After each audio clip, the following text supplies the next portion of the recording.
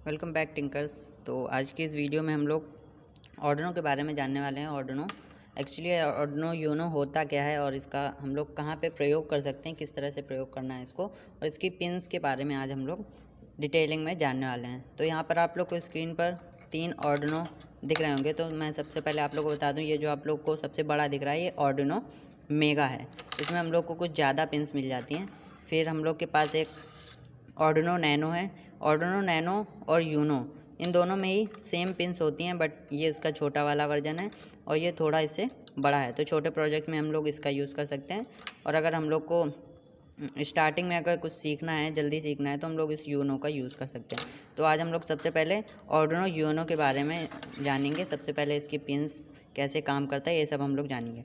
तो आप लोग को जो स्क्रीन पर ये दिख रहा है ये ऑर्डिनो यूनो, ठीक है। तो सबसे पहले हम लोग इसके पावर सप्लाई की बात करें तो यहाँ पर एक सिल्वर कलर का जो आप लोग को ये पोर्ट दिख रहा है, तो यहाँ से हम लोग इसको पावर दे सकते हैं और यहीं से हम लोग इसको इसमें प्रोग्राम जो है वो अपलोड कर सकते हैं।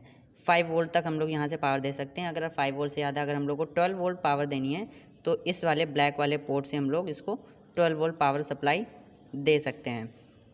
तो इसके बाद बात आती है, इसमें कुछ कंपोनेंट्स लगे हुए हैं उसके बारे में बता देता हूँ। तो सबसे पहले आप लोग को यहाँ पर एक रेड कलर का स्विच दिख रहा होगा, ये रीसेट बटन है इसकी ऑर्डिनो यूनो की। तो इसको जैसे हम लोग प्रेस करते हैं, इसमें जो भी प्रोग्राम रन हो रहा होता है वो रीसेट हो जाता है, वापस से रन होने लगता है। उसके बाद यहाँ पर आप लोग को एक सिल्वर कलर का ये दिख रहा होगा कंपोनेंट, तो इसको हम लोग बोलते हैं क्रिस्टल ऑसिलेटर, ठीक है।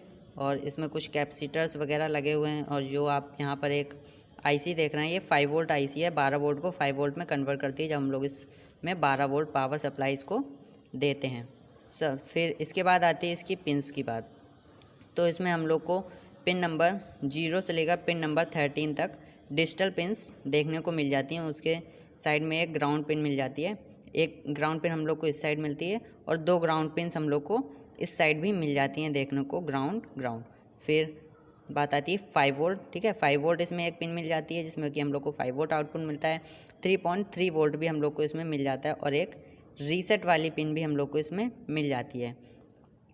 तो ये थी हम लोग की डिजिटल पिन्स, 0 से लेकर 13 तक डिजिटल पिन्स हैं। आप लोग डिजिटल पिन्स में आप ध्यान से देखें तो यहाँ पर आप लोग को एक एसी का एस की तरह एक साइन बना हुआ दिख रहा होगा किसी किसी डिजिटल पिन्स में। तो इस साइन का मतलब होता है PWM, पल्स विद मॉड्यूलेशन। तो ये वाली जितनी भी पिन्स हैं ये पल्स विद मॉड्यूलेशन वाली पिन्स हैं। तो पल्स विद मॉड्यूलेशन होता क्या है? पल्स विद मॉड्यूलेशन का मतलब यहाँ पर जो हम लोग की डिजिटल पिन्स हैं, नॉर्मली डिजिटल पिन्स है जैसे 13 नंबर है, 12 नंबर है, तो इनमें हम लोग को क्या मिलेगा, या फिर हाई वोल्टेज मिलेगा या फिर लो वोल्टेज मिलेगा, ठीक है। या तो हम लोग को 0 मिलेगा या फिर 1 मिलेगा। तो हम लोग यहाँ पर पावर को वेरी नहीं करा सकते। लेकिन जो PWM पिन है जैसे 11 है, 10 है, 9 है, ठीक है, 6, 5, 3, इस तरह की जो पिन्स हैं PWM, इसमें हम लोग क्या कर सकते हैं, पावर को कम ज़्यादा कर सकते हैं अकॉर्डिंगली, ठीक है। जिस तरह से हम लोग को पावर चाहिए उस हिसाब से हम लोग इसमें पावर को कम ज़्यादा कर सकते हैं। डैट मीन्स हम लोग इसमें वोल्टेज को वेरी करा सकते हैं। इसमें आप लोग यहाँ पर देख रहे होंगे डिजिटल PWM लिखा भी हुआ है यहाँ पर, ठीक है। तो सब इसके बाद आप लोग को 2 पिन्स यहाँ पर दिख रहे होंगे, एक 0 नंबर पर, एक 1 नंबर पर। 0 नंबर पर आप लोग को दिख रहा होगा RX लिखा हुआ और 1 नंबर पर TX लिखा हुआ है। तो यहाँ पर RX का मतलब है रिसीवर और TX का मतलब है ट्रांसमीटर। रिसीवर मतलब यहाँ पर जो भी अगर हम लोग सेंसर यूज़ कर रहे हैं ऑर्डिनो के साथ, ठीक है, तो उससे जो सिग्नल आएगा वो ये वाली पिन रिसीव करेगी और ट्रांसमीटर ऑर्डिनो जो है वो ट्रांसमिट करेगा सेंसर को, ठीक है। उसके बाद आती है हम लोग की एनालॉग पिन्स। एनालॉग पिन हम लोग की यहाँ पर A0 से लेकर A5 तक टोटल 6 एनालॉग पिन्स मिलती हैं यहाँ पर।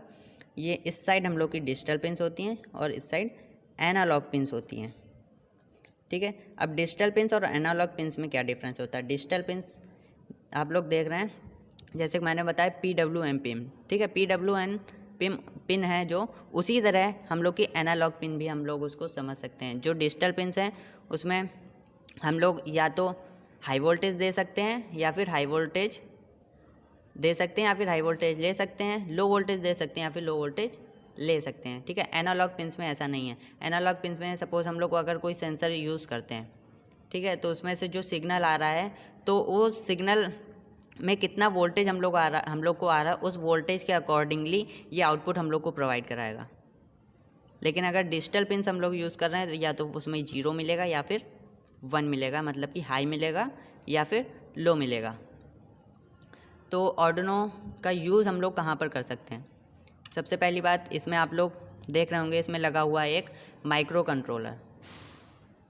यहाँ पर आप लोग को 80 मेगा 328P नाम का एक माइक्रो कंट्रोलर मिल जाता है। और इस आर्डिनो का यूज़ हम लोग काफ़ी सारे प्रोजेक्ट्स हो गए, रोबोट्स बनाने में, होम ऑटोमेशन में, कई तरह से हम लोग इसका यूज़ कर सकते हैं। ये आप लोग को एक एक्चुअली पूरा बोर्ड मिल जाता है सीखने के लिए। अगर आप लोग प्रोजेक्ट को और भी कॉम्प्लिकेटेड नहीं करना चाहते हैं और छोटा बनाना चाहते हैं तो आप इस वाली चिप को रिमूव कर सकते हैं प्रोग्राम को अपलोड करने के बाद। आने वाली वीडियोस में मैं ये भी बताऊंगा कि इस वाले जो हम लोग की माइक्रो कंट्रोलर चिप है, इसको बिना आर्डिनो को कैसे यूज़ करना है। इसको हम लोग यूज़ तो कर सकते हैं लेकिन प्रोग्राम नहीं कर सकते, प्रोग्राम हम लोग को आर्डिनो में लगा कर ही करना पड़ेगा। ठीक है, तो ये हो गया आर्डिनो यूनो की बात। तो और भी कई सारे बोर्ड्स होते हैं, जैसा कि मैंने आर्डिनो मेगा दिखाया हुआ था, अभी आर्डिनो नैनो दिखाया था। तो इसी तरह से आर्डिनो के और भी कई सारे वर्जन्स आते हैं जिनका अलग अलग काम होता है, उसमें अलग अलग पिन्स दी होती हैं। तो आज मैंने आर्डिनो यूनो के बारे में बताया। आने वाली वीडियोस में हम लोग आर्डिनो यूनो से रिलेटेड काफ़ी सारे प्रोजेक्ट्स भी लेकर आएंगे। तो आज की वीडियो में इतना ही। अगर आप लोग का कोई क्वेश्चन हो तो आप लोग कमेंट में पूछ सकते हैं।